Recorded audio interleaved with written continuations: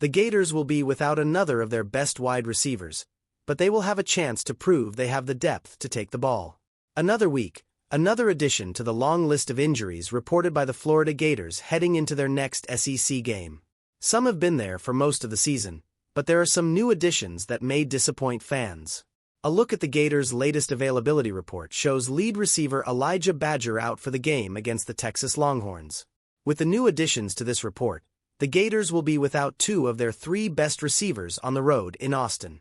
This is not an ideal situation for head coach Billy Napier and wide receivers coach Billy Gonzalez, but it's not the end of the world for either of them.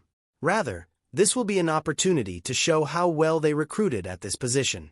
But before we look at those looking to move up the ladder, it's best to start with the new leader of this unit, Chima Dyke.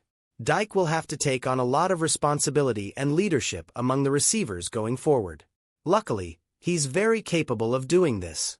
He's been a reliable and consistent target for all three QBs he's played for this season, recording 23 catches for 428 yards and 2 touchdowns so far. He will definitely be a weapon for Aiden Warner if he gets into a tight spot. Another player Warner will want to rely on more is speedster Aiden Mizell. Mizell is coming off his best game of the season with 4 catches for 66 yards and a touchdown against Georgia. He has great top speed and can outrun any defender on the field, which we talked about this week. Speed more than anything, Mizell said with a laugh about his contributions to the team. When I have the ball in my hands, I feel like I'm dangerous. I feel like I can score from any yard line on the field.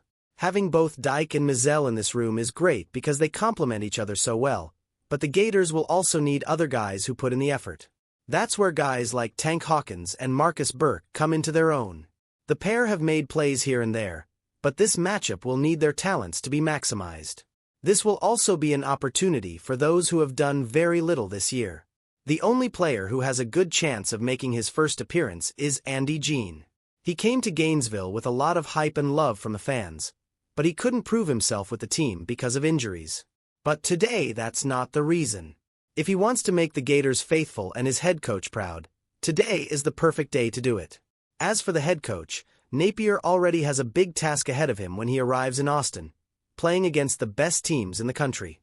And it won't get any easier, as he'll probably have to go deeper into the receiver room than he has ever done in his career.